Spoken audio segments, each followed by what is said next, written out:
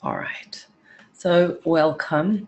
We're going to today be speaking largely about self-mastery, the control that we have over our own soul powers, and then the need to manifest and bring those powers out into the world.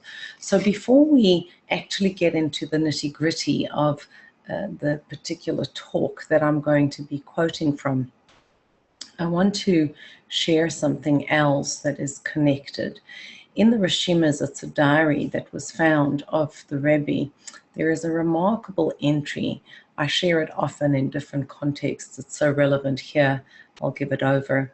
And the entry is about the mystical and practical application of a needle to our lives. In the temple, everything had to be pure. And imagine something came into contact with something that was impure, whether it was an animal or a person that was impure, so it had to be purified. Now, there was a mikveh to purify the vessels, but what if that object was a little one, like a needle? You couldn't just drop it into the waters, the purifying waters of the mikveh. And so the way it was designed is that there were steps around the mikveh that were indented a little bit, and then the priest would drop this needle there, and it was caught in that area of the step where it went down a little bit. And the Rebbe is speaking about this, and he describes a needle and says a needle and the thread and the process of sewing is actually very akin to a human being and our mission in the world. It's those three things: the needle and the thread and the act of sewing itself. And he explains that the point of a needle is very sharp, so sharp that it can pierce fabric. The back of the needle is relatively blunt, and not only blunt, but it's actually got this open hole that you could pull the thread through. And then you take this thread and you stitch different pieces of fabric together. What is that in our inner world? The front of the needle is chokhmah, wisdom. This is the highest revealed, or let's say inner faculty of a person, which is wisdom. In the method, we speak about it as conceptualizing. Generally, we describe chokhmah, bina, and das as wisdom, understanding, and knowledge.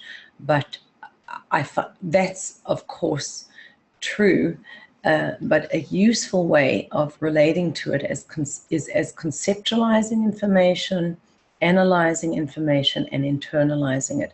So conceiving an idea is something that is very refined, rarefied, when it just comes to you in that moment.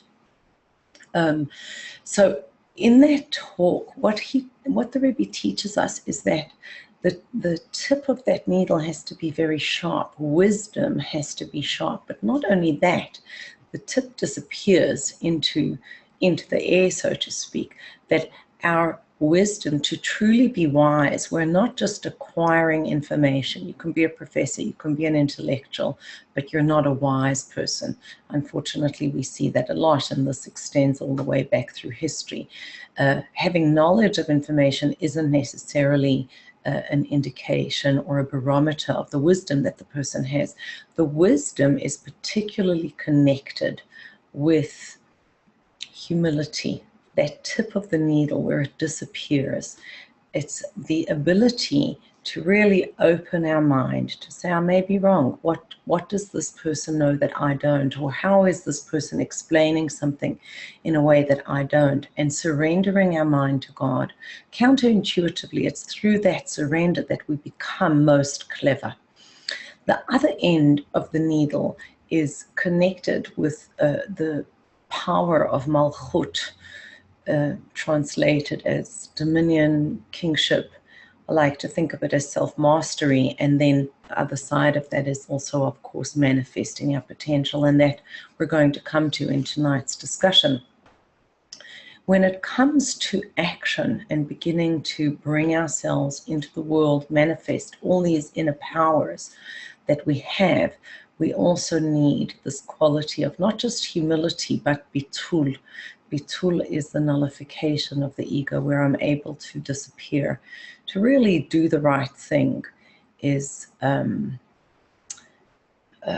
not always that easy. You know, today I had an interesting experience. I went into a store and I wanted to return something, and I had said to my daughter, don't buy it unless you can return it. Now, return has various meanings. It could be returned for store credit or return it for full credit. So one would be an exchange or store credit, and the other is it's a full return. And there was a misunderstanding, and I was told I can't return the item. And you know, my gut impulse, I'm a little embarrassed about it, but my gut impulse was to write a review on the person's page, website, that I was very dissatisfied. And I thought to myself, it's just like, it doesn't feel right, you know, just doesn't feel right. Like, why am I doing this? What's in the action? Is it selfish or is it selfless? And actually, I called a rabbi and I said to him, am I allowed to do that? To post a negative review? And he said to me, what's the purpose of your posting the review? Is it because you feel it's so important that other people wouldn't go to the store? Or are you trying to communicate with the person, with the owner of the store? I had tried to communicate with her, but I didn't have it. I wasn't given the phone in the store when she was contacted. And I just thought about it, and he said to me, if you have the possibility of communicating your dissatisfaction directly to her, then do it. And that's what I did. I contacted her directly. It felt like the high road, you know, not just putting it out there. And we had a back and forth, and I actually said to her, I really wanted to go to buy this on Amazon, and I thought to myself, you know what, I'm just going to support the local vendors and give them some business, because it's so easy to buy this thing on Amazon. And she wrote back to me and she said, oh, you know, I'll give you full credit. And in the end, I didn't want full credit. I needed a part that was missing that would have made this item work. And I said to her, can you get the part for me?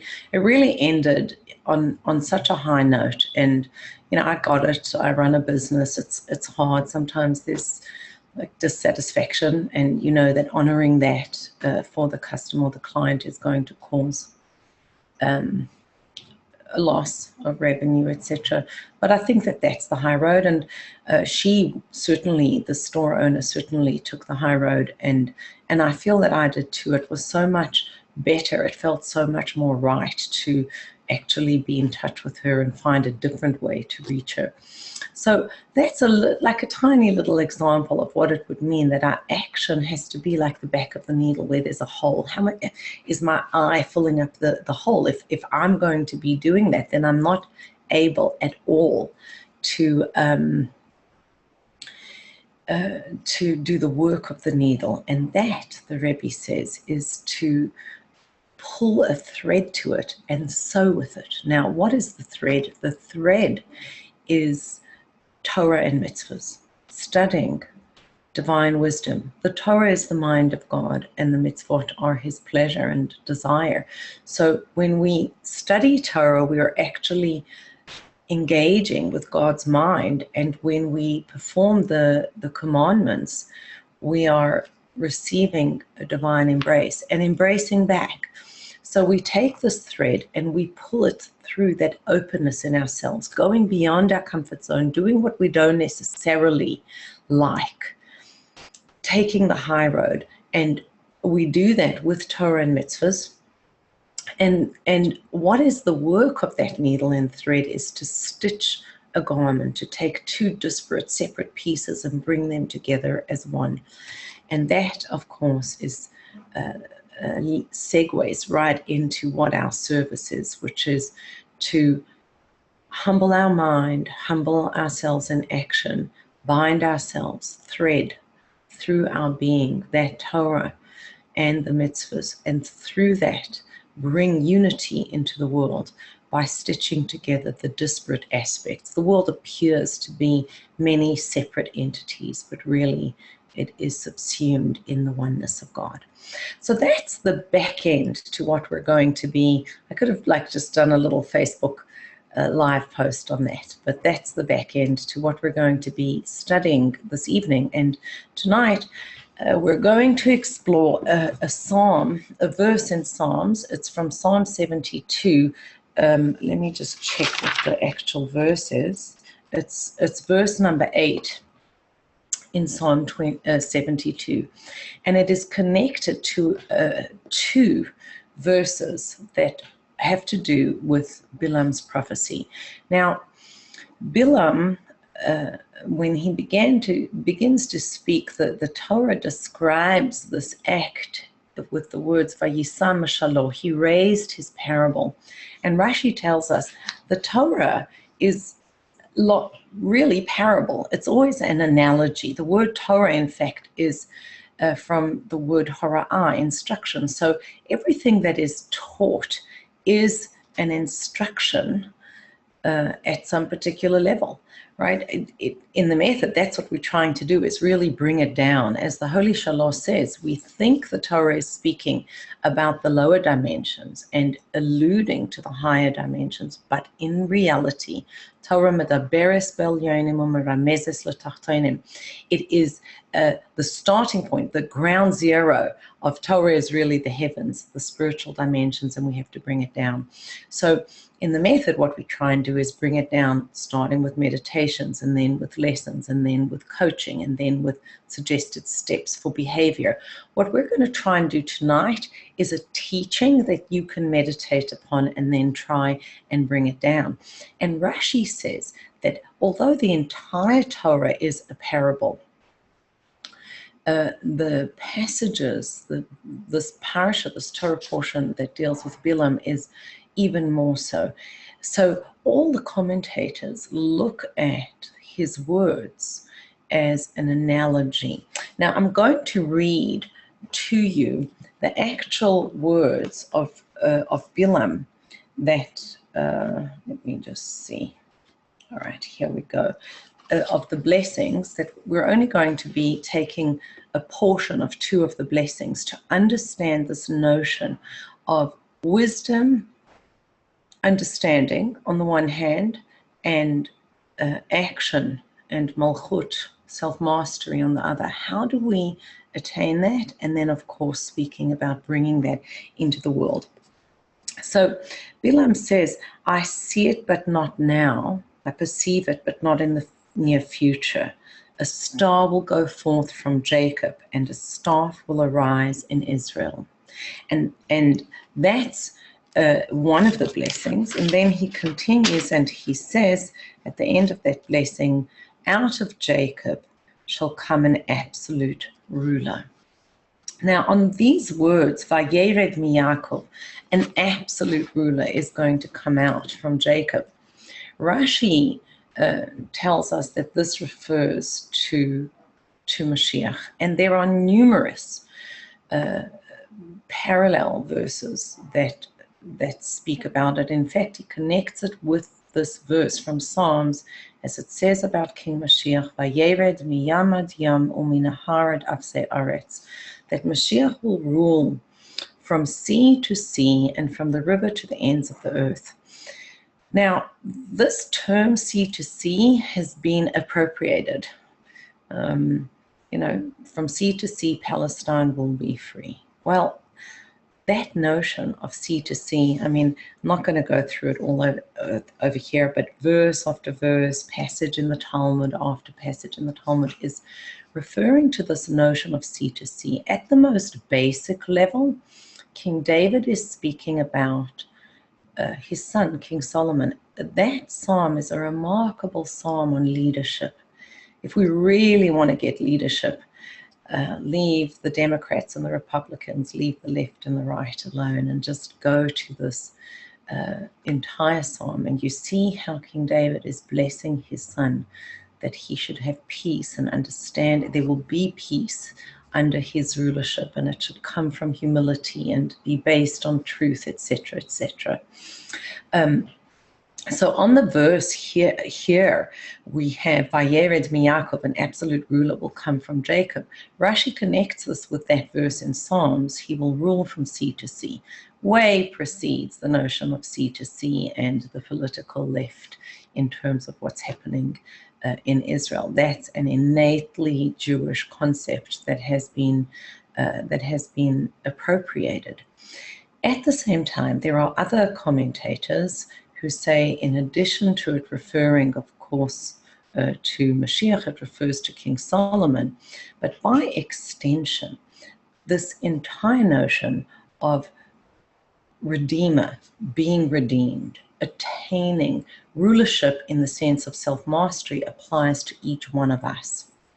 So we can ask a question on the verse, Vayeret miyamad yamu minaharad afse aretz, he'll rule from sea to sea and from the river to the ends of the earth. Why is it from sea to sea? Why not just say over the whole world? Why do you have to do that? Mention it as from this sea to this sea, where we are told it's from the Red Sea, Yama Adom, the Red Sea, to the Yama Okeanos, the great ocean. Right? Why that, as opposed to Mashiach is going to rule over the entire world? And of course, as we're asking this, what's the relevance to our own lives? And also, why doesn't it say he's going to rule over the land? It's speaking about the ocean. So in this text, I'm just wondering if I should I'll read one part that's really profound, but as a segue to that, the Rebbe says, what we have to understand when we're speaking about Mashiach globally, right? A global redemption for all of humanity. The coming of Mashiach is dependent, as the Alter Rebbe, Rabbi Shneur Zalman says in Tanya, upon our deeds and actions throughout exile. In order to bring that result, we have to do something right now, in this moment. And not only that, the deeds that we do in this moment should be connected to the kind of result that we want to create. So it works both ways. On the one hand, we're saying, if I have this goal, this vision that I want to reach, I need to take action. That action is going to lead me in the direction of that goal. The goal is dependent upon what I'm doing now. The other way, the corollary of that is saying what I do and how I do it has to be completely in alignment with that end vision, with that goal. So how do I know how to be today in this moment? I know how to be in this moment based on what my vision is, and then I work backwards. As Stephen Covey says, begin with the end in mind. So the Alter Rebbe said this a long time ago, that the coming of Mashiach is dependent upon our deeds, and our deeds should be in accordance with what that ultimate vision is going to be. So we ask ourselves, what am I trying to create? I just posted something yesterday, I think it was, to Facebook. I ordered a book. I can't remember the name. But it was something about shaming people, shame on you. And the author compares contemporary shaming to public floggings and hangings of the Middle Ages. Quite astonishing. You know, he says we establish community by alienating those people that we don't think belong.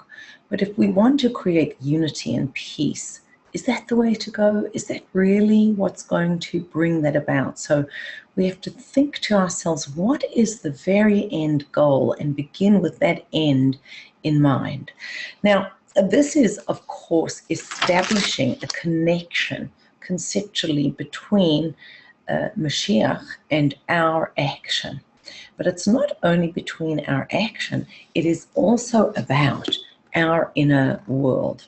So I'm going to read this part inside. It's just one paragraph that's remarkable. I thought I would read it inside, and then the rest we'll speak about orally. The Rebbe says we can understand this concept. We can understand this notion of the interaction, the interface, the give and take that kind of divine kiss that happens between our vision of Mashiach, of redemption, of emerging from exile, and our own deeds, according to what is written in the book Ma'arei Naim. Now, the book Ma'arei Naim was written by the Tzaddik Reb Nachum of Chernobyl, and he's quoting the Holy Baal Shem Tov. He says, each one of us has to rectify and prepare our personal part of Mashiach, or the aspect of Mashiach that is connected to our own individual soul. It's so powerful. It's saying only you can do what you have to do. No one else can do your job.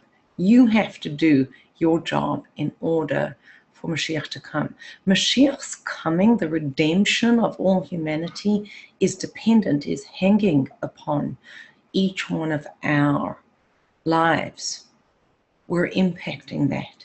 You know, in chapter 35 of the Tanya, and we have such a beautiful module that speaks about this in the method, but in chapter 35, the Alter Rebbe says over there, or actually begins the discussion in chapter 35, but it's in chapter 37, he says, each one of us has access to 1/600,000th of the world.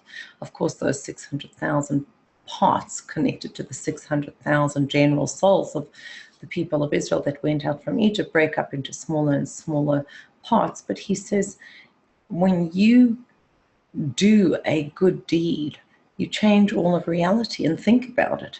You say a blessing on an apple. Well, there was sunlight that shone on the tree and there was water that rained, and that is retroactively elevated when you say the blessing, and someone picked the apple, so that person's deed is elevated. And of course that person ate a different apple and a whole lot of other things, so that retroactively also becomes impacted. And there was a car that drove the apple from the farm to the store, and there's the store owner, there's the engineer who designed, etc. It's just infinite. From one deed we shift. What's the expression? A butterfly flaps its wings in Indonesia or across the ocean and causes a hurricane out in Midwestern America. But that makes sense. Certainly at a metaphysical level, one deed is going to change the world. And here the Tzaddik of Chernobyl says, that quotes the Baal Shem Tov as saying that Mashiach's coming is connected to and dependent upon our touching our piece in Mashiach, our part in that. But just as we had a corollary with other ideas, so too here there is the piece of Mashiach that is inside of us. And he continues and says, as it is explained elsewhere, on the verse, Darach Kochav Miyakov, that's also in this week's Torah portion, a star went out, will go out from Jacob. There's a Jewish, the program, a Jewish star, right? Well, this is the source of that notion of a Jewish star. He says this refers, there's one opinion that this refers to King Mashiach, but here the Rebbe says this refers to each one of us, Kol echad v'achas mi Yisrael. And in the Yerushalmi, in the Talmud Yerushalmi, and in other places in the Torah, it's described as referring to Mashiach.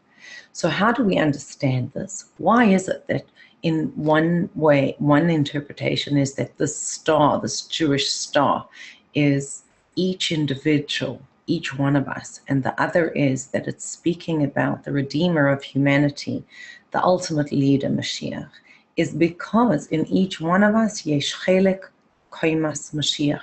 Each one of us has a portion of the stature, of the full stature of the Redeemer. As it is also explained in Tanya, shegilui hanakuda pnimi shebelev kol Yisrael, the revelation of this inner point that is in the heart of all of Israel.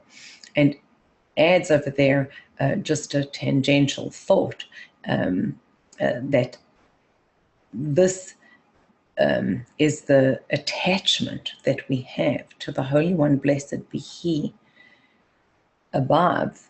It is above, it transcends consciousness, right? That attachment that we're seeking comes, in parentheses here are the words hesed hadas. We're yearning to be attached to our Creator. Really, that's what's driving everything. That's what drives our addictions. It's what drives our defensive behavior. How many times do we feel wounded because we are rejected? Really what we want is that connection.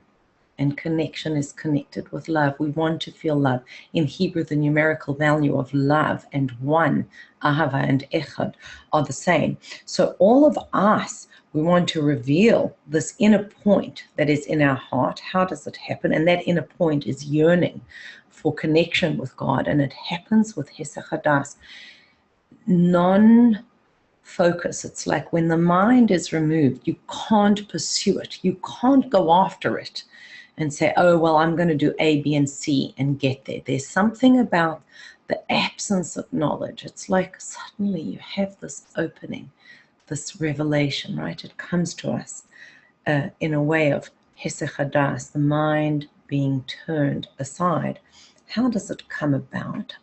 It is al derech, through Yitzias hashchina haklolis mehagolus v'hashivya la'ad u'la'olmei olamim. This happens, it's like a give and take through the Shekhinah, the holy divine Shekhinah, God's, the female presence of God being released from its exile. There's a give and take, as he says over here. In order for us to attain personal mastery, we attain that through global redemption. But that global redemption is also dependent upon our attaining personal mastery, because the entire stature of Mashiach holds every single one of us and is dependent upon every single one of us and shines in each one of us. So if we can make it practical just for a moment, in this moment, if you can connect with that, you know, we learn these things. Maybe you feel down, maybe it was a hard day, maybe you've had a difficult moment. I call it knowing that. It's the knowing that technique, which is, you don't have to feel it. It's not bina, it's not understanding. In Kabbalah we call it tfuna. It's an appreciation for something. Appreciate the fact that inside of you there is this spark, this point, the star inside of you. Darach kochav mi Yaakov. The star will arise from Jacob. It's there inside of you, alive, right now in this moment. And it may be in exile. All of our work in life is to emerge from our own exiles. So the Rebbe then continues and he says, well, how do we actually bring this about? And he says, look at the rulership of Mashiach.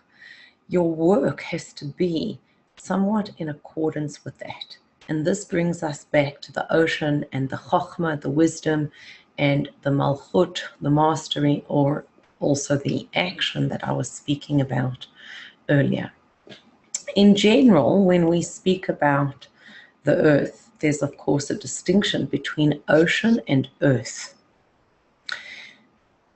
The ocean is covered. Anything inside of the ocean is covered up. Whereas on the earth, you can just look around the room, and you see, oh, here's a photo frame, and there's a bowl and a bottle of water, etc.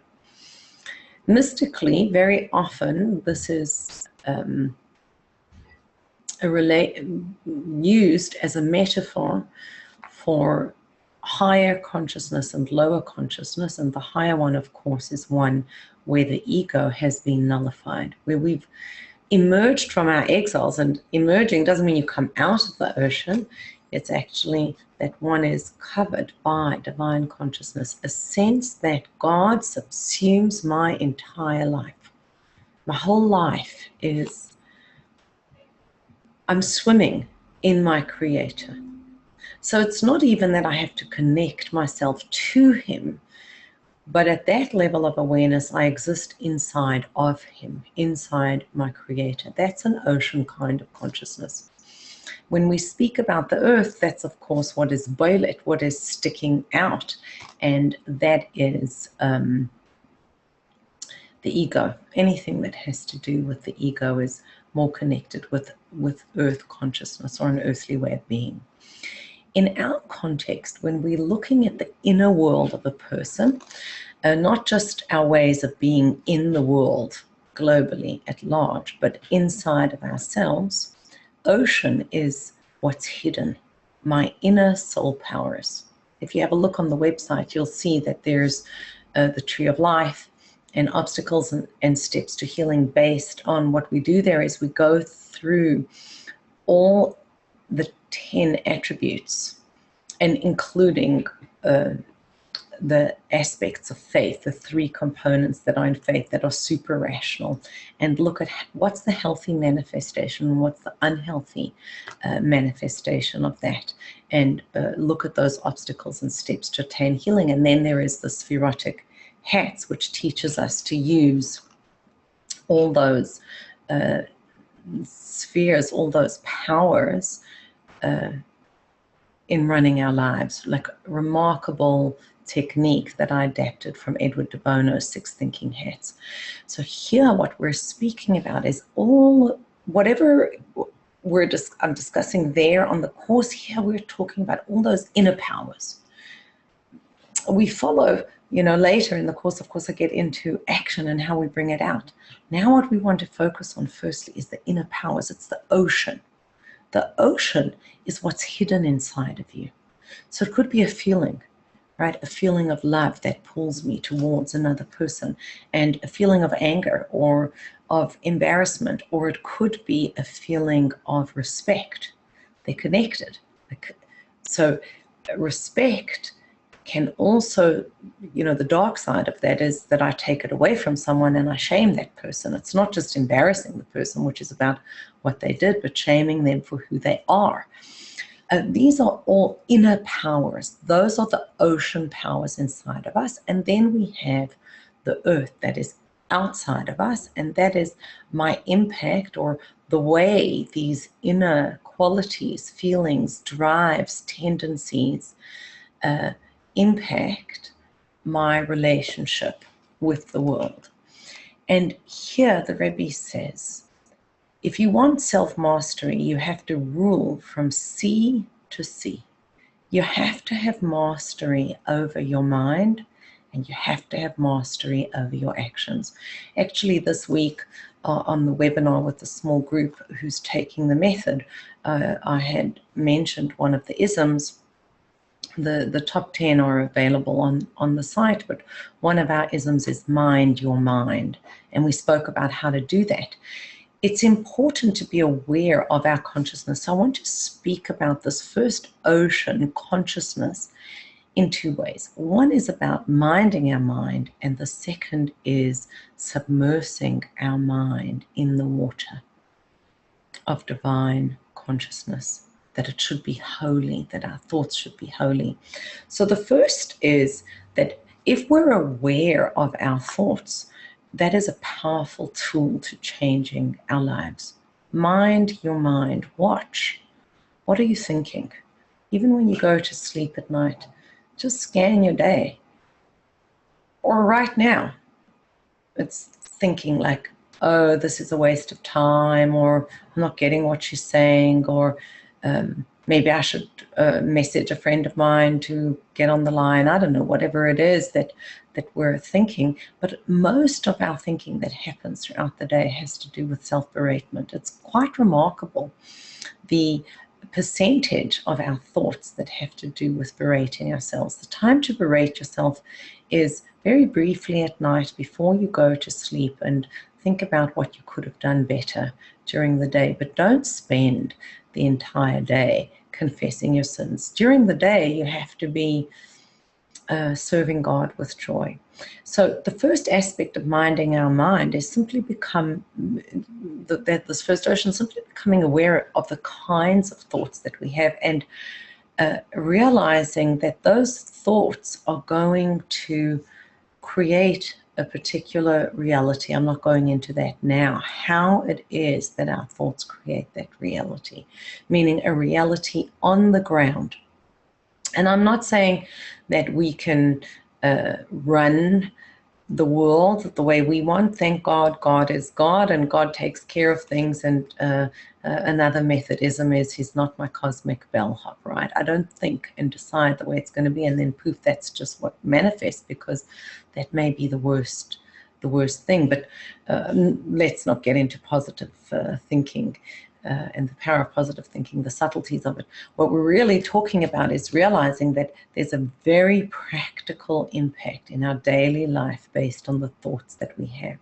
The second aspect of mastering this first ocean, the Red Sea, right? Vayered miyam ad yam, from the Red Sea until the Great Ocean, is that our mind should be immersed in holiness.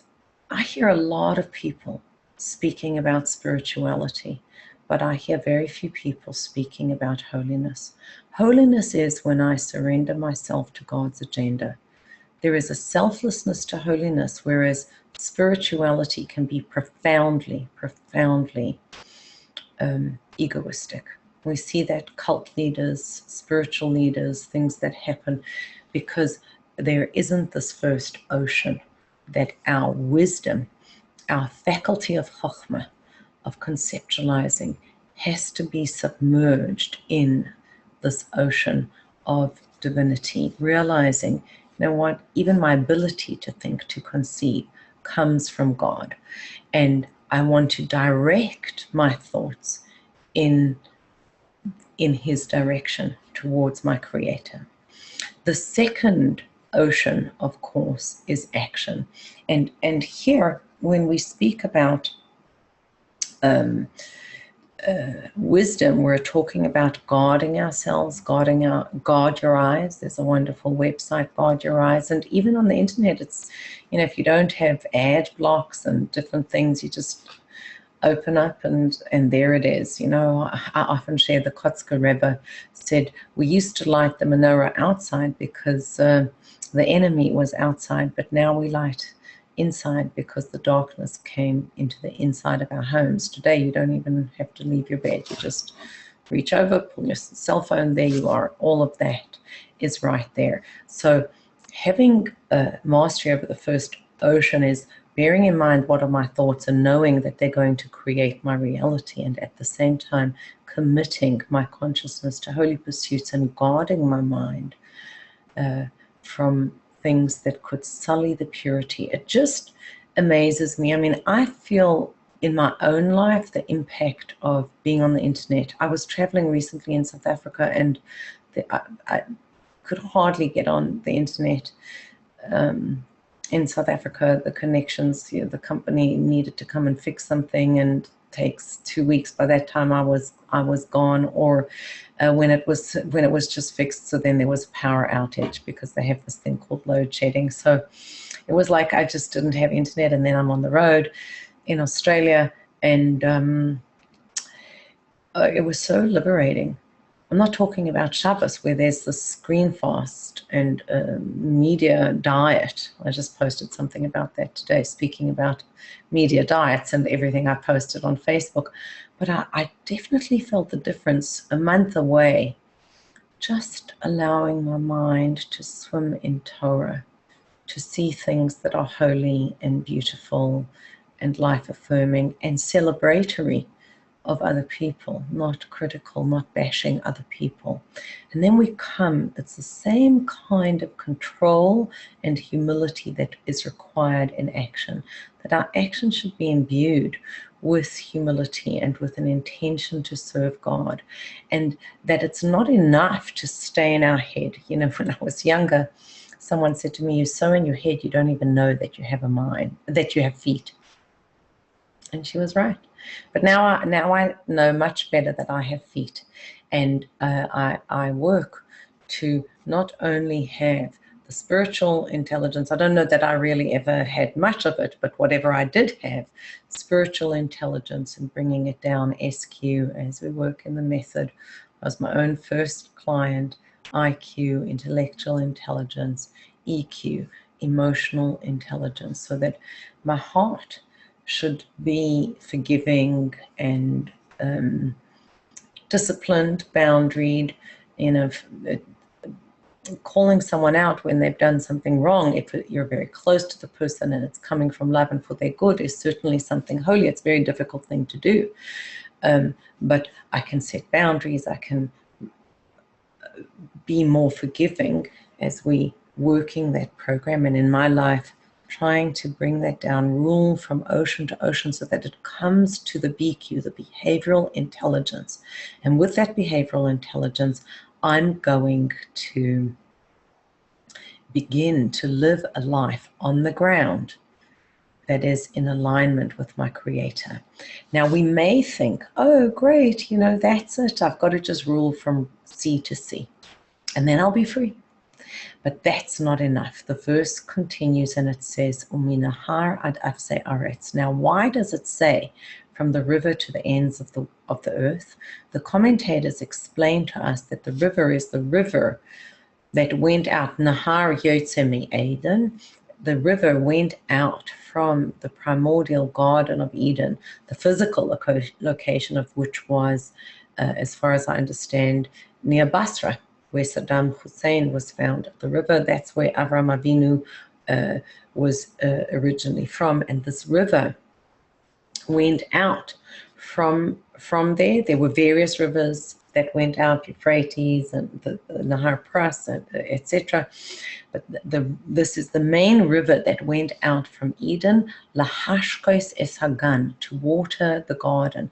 The purpose of that river was to make the garden verdant so that it could flourish. So too in our lives.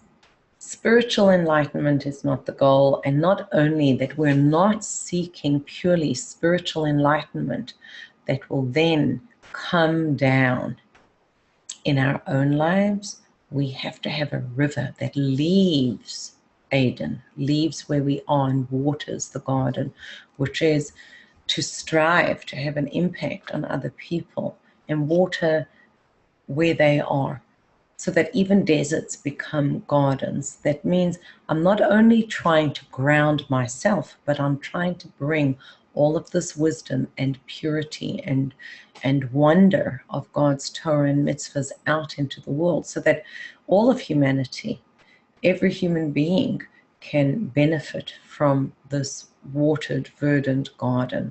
Now, I just want to add one thing to this before I take some questions in our last couple of minutes, and that is that I remember seeing a talk of the Rebbe that I live with on a weekly basis.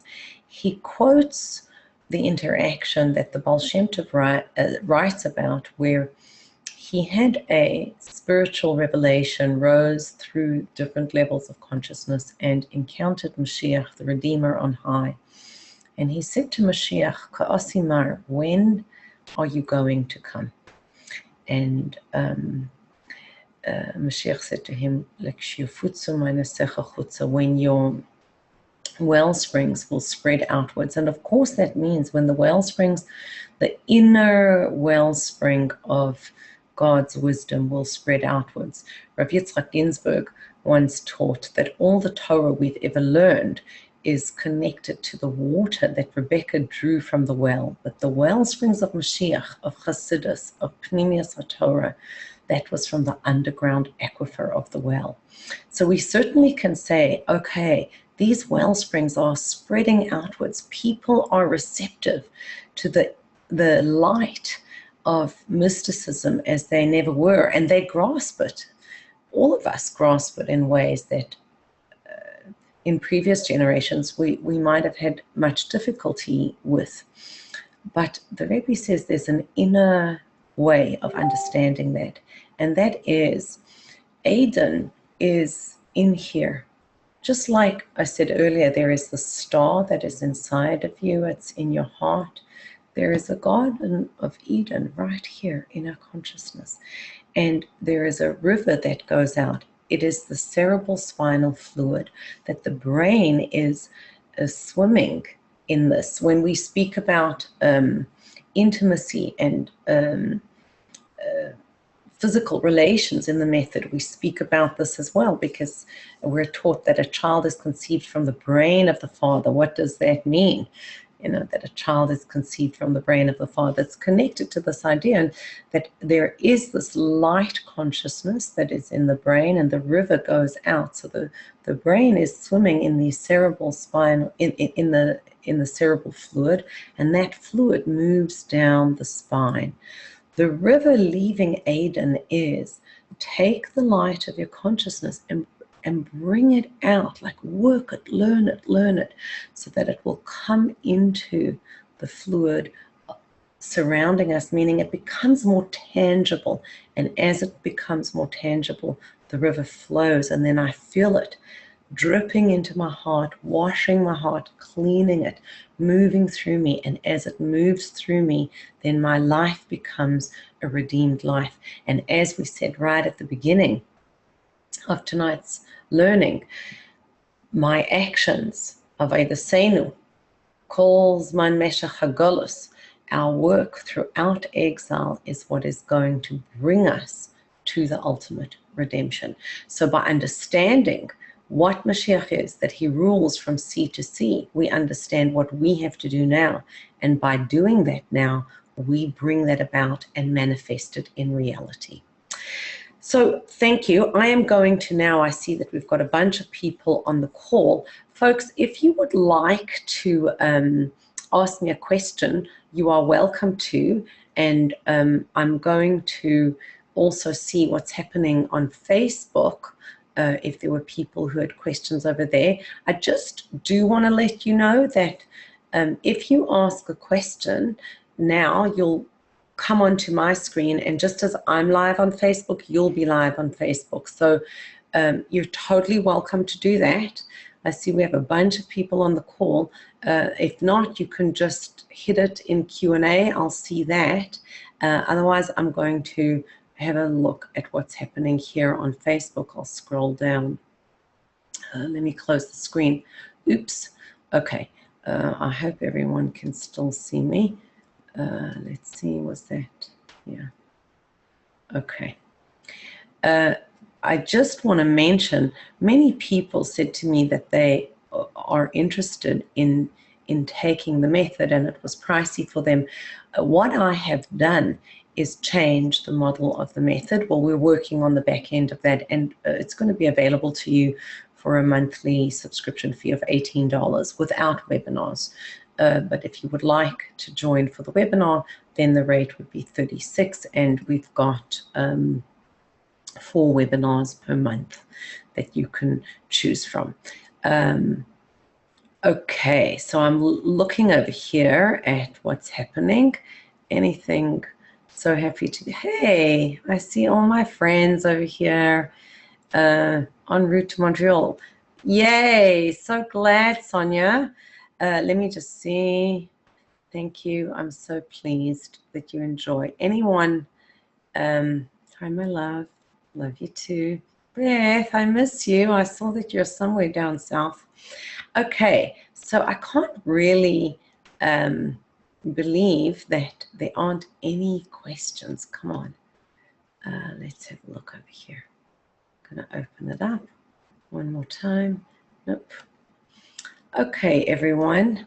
So I see we're more of a, hey, Jude. Friend of mine on the call. I'm scrolling down. Okay. So I'm going to end with a blessing. I really feel that if we build that vision and connect our thoughts with it, we know what to do in the moment. And when we do what we should in the moment, we bring Mashiach. And it all has to be swimming in God consciousness. There are many tools, many paths, But as we're taught, that of Torah, there's only one Torah. And it is the map of our soul, the blueprint of our own soul on this wonderful festival of liberation of Yud Beis Yud Gimel Tammuz, where the previous Rebbe was freed from prison. It's a festival of liberation for all of us, for all people everywhere. I give you a bracha, a blessing, that you should emerge from your own exiles day by day, minute by minute. Take it easy there. And please God, we will collectively see the impact of having found our own inner star and having brought that inner star, the spark of Mashiach in us, out into the world, and see the coming of Mashiach speedily in our days. Thanks, everyone, and have a great evening. Bye-bye. Oops, I see there's a question.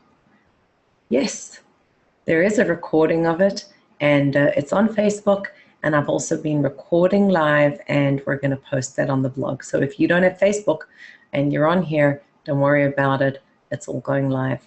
Blessings to you and yours. Have a great evening. Bye-bye.